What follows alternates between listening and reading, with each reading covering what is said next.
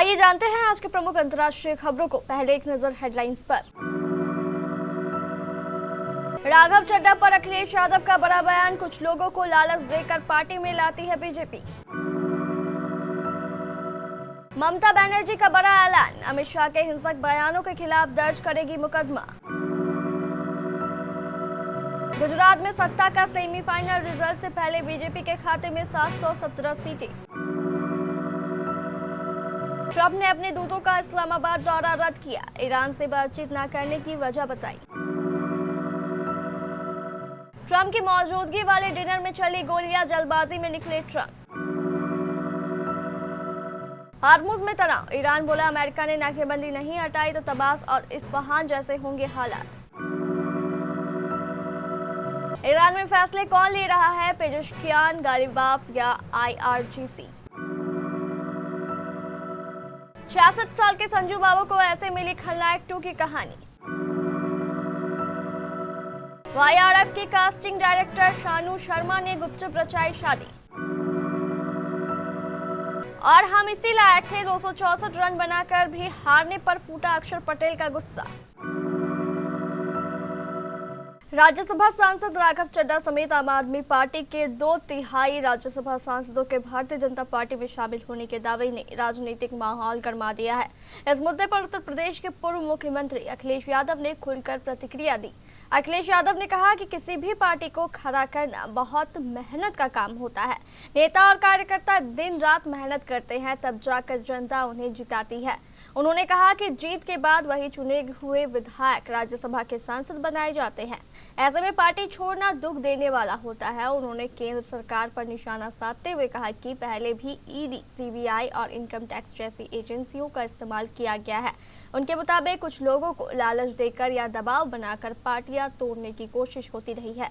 अखिलेश यादव ने दावा किया है कि उनकी पार्टी के साथ भी पहले ऐसा हो चुका है और अब आम आदमी पार्टी के साथ ऐसा हो रहा है।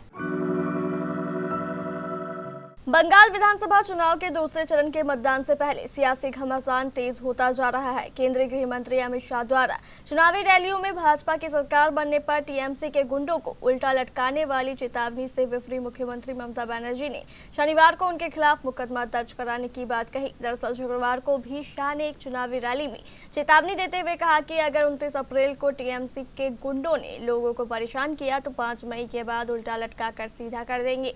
गृह मंत्री ने पलटवार करते हुए कहा कि अगर मैं गुंडों को डराता हूं तो दीदी मुझसे नाराज हो जाती है।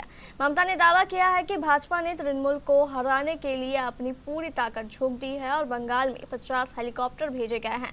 प्रधानमंत्री से लेकर गृह मंत्री, रेल मंत्री और रक्षा मंत्री तक लगभग पूरा केंद्रीय मंत्रिमंडल, साथ ही राज्य शासित 19 राज्यों के मुख्यमंत्री यहां डेरा डाले हुए हैं। ममता ने कहा कि इन सबके बावजूद भाजपा चुनाव नहीं जीत पाएगी। ममता ने दूसरे चरण के मतदान से पहले गृह मंत्री पर आरोप लगाते हुए भवानीपुर में वोट लूट की आशंका भी जताई। दावा किया गया है कि इससे पहले चरण में वोट लूटने CRPF को नंदीग्राम भेजा गया था। गुजरात में स्थानीय स्वराज्य निकायों के लिए आज रविवार 26 अप्रैल 2026 को सुबह 7 बजे से मतदान प्रक्रिया शुरू हो चुकी है। योग्य मतदाता शाम 6 बजे तक मतदान कर सकेंगे। राज्य की 15 महानगर पालिकाओं, 84 नगर पालिकाओं, 34 जिला पंचायतों और 260 तालुका पंचायतों की कुल 10,005 सीटों में से 736 पर निर्विरोध चयन के बाद शेष 9,263 सीटों पर चुनावी जंग हो रही है। इन सभी सीटों के लिए कुल 25,537 उम्मीदवारों का भविष्य EVM में कैद होगा। इसके साथ साथ 11 नगर पालिकाओं की रिक्त सीटों पर उपचुनाव भी आयोजित किए जा रहे हैं। राज्य चुनाव आयोग ने मतदान को लेकर सभी तैयारियां पूरी कर ली। सुरक्षा के कड़े इंतजामों के बीच संवेदनशील बूथों पर अतिरिक्त पुलिस बल तैनात किया गया है, जबकि वरिष्ठ नागरिकों और दिव्यांगों की सहायता के लिए विशेष टीमें मौजूद रहेगी। इसके अलावा हीट वेव की स्थिति को देखते हुए स्वास्थ्य विभाग की टीमों को भी मुस्तैद रखा गया है। अमेरिकी राष्ट्रपति डोनाल्ड ट्रंप ने शनिवार को पाकिस्तान में ईरान युद्ध पर होने वाली अमेरिकी प्रतिनिधिमंडल की बैठक रद्द कर दी।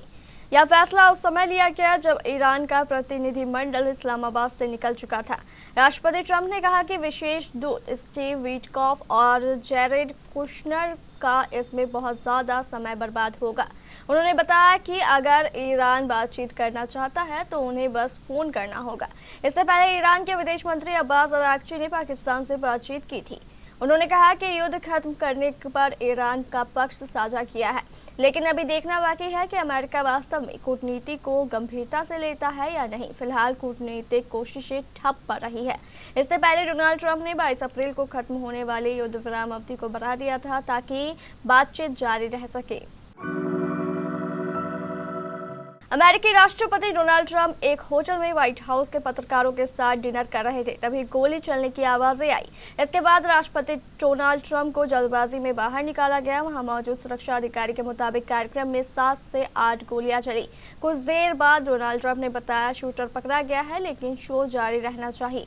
अब डिनर को फिर से शुरू किया गया, लेकिन यह तय नहीं था कि ट्रंप और फर्स्ट लेडी मेलानिया इसमें शामिल होंगे या नहीं। ट्रंप ने कहा कि यह शाम अब पहले जैसी नहीं रही, इस डिनर को फिर से आयोजित करना पड़ेगा। इस घटना के कुछ देर बाद डोनाल्ड ट्रंप ने खुद ही इस घटना के बारे में जानकारी दी। डोनाल्ड ट्रंप ने ट्रुथ सोशल पर लिखा, वाशिंगटन डीसी में शाम काफी घटनापूर्ण रही। सीक्रेट सर्विस और कानून व्यवस्था की टीम ने बहुत अच्छा काम किया।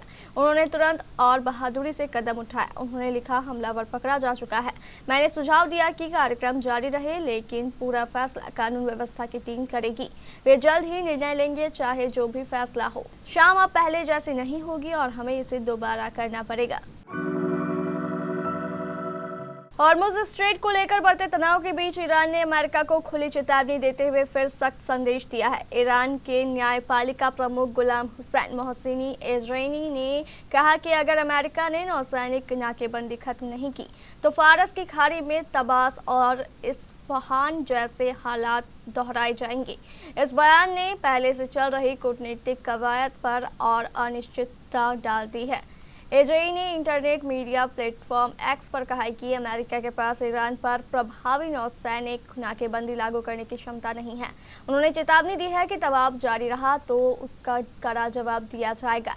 उन्होंने 1980 के तबास ऑपरेशन का जिक्र करते हुए इसे अमेरिकी सेना की अपमानजनक हार बताया और कहा कि इसकी वर्षगांठ आज ईरान के लिए विशेष महत्व रखती है। ईरानी पक्ष ने हालिया घटनाओं का हवाला देते हुए इस्फहान का भी उल्लेख किया, जहां उसके दावे के मुताबिक अमेरिकी समर्थित बलों को करारा झटका लगा था। अमेरिका और इजराइल के साथ जंग शुरू होने के बाद से ही ईरान के सामने एक सवाल बना हुआ है, देश की सत्ता किसके हाथ में। हालांकि औपचारिक तौर पर इसका जवाब साफ है। 28 फरवरी को जंग के पहले दिन अपने पिता अली खामनेई के मारे जाने के बाद मुस्तफा खामनेई देश के नए सर्वोच्च नेता बने। ईरान में इस्लामी गणराज्य की व्यवस्था में यह पद सबसे बड़ा माना जाता है।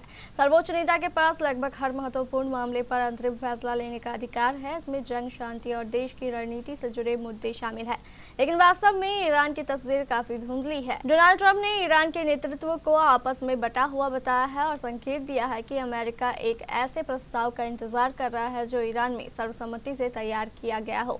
ईरान के नेताओं ने मन में निश्चित रूप से एकता का विचार था जब उन्होंने गुरुवार रात को ईरानियों को अपने मोबाइल फोन पर एक संदेश भेजा। इस संदेश में कहा गया कि ईरान में कट्टरपंथी या उदारवादी जैसी कोई चीज नहीं है। यहाँ केवल एक राष्ट्र है, एक ही मार्ग है। संजय दत्त के पास इस वक्त कई बड़े प्रोजेक्ट्स हैं। धुरंधर 2 के बाद अभिनेता जल्द ही राजा शिवाजी, केडी द डेविल और आखिरी सवाल में नजर आने वाले हैं। इसी बीच उन्होंने 33 साल पुरानी फिल्म के सीक्वल पर भी मुहर लगा दी है। हाल ही में संजय दत्त ने कल्ट क्लासिक फिल्म खलनायक के सीक्वल का फर्स्ट लुक टीजर रिलीज किया। यूट्यूब पर वीडियो रिलीज करने के साथ ही मुंबई में इसके एक इवेंट का आयोजन भी किया गया, जहां उन्होंने बताया कि उन्हें खलनायक रिटर्न बनाने का आइडिया कहां से आया। समाचार एजेंसी में छापी गई रिपोर्ट के मुताबिक खलनायक रिटर्न के first look teaser launch event पर संजय दत्त ने बताया कि उन्हें खलनायक का सीक्वल बनाने का आइडिया जेल में आया था। संजू बाबा ने कहा, जेल में मैंने मेरे आसपास सभी लोगों से पूछा कौन कौन यह फिल्म देखना चाहेगा। वहाँ पर मौजूद सभी 4000 कैदियों ने कहा कि वे ये देखना चाहेंगे। मैंने उन सभी से इस बारे में एक एक पन्ना लिखने के लिए कहा और मुझे उन सभी 4000 पन्नों को पढ़ने में काफी समय लगा था। जब मैं पैरोल पर बाहर आया, मैंने सुभाष घई सर को वे दिखाए और उसके बाद उन्होंने मुझसे कहा कि हमें यह जरूर बनाना चाहिए। शानू शर्मा ने हाल ही में बहुत ही गुपचुप तरीके से शादी की है। शानू यशराज फिल्म की कास्टिंग डायरेक्टर है।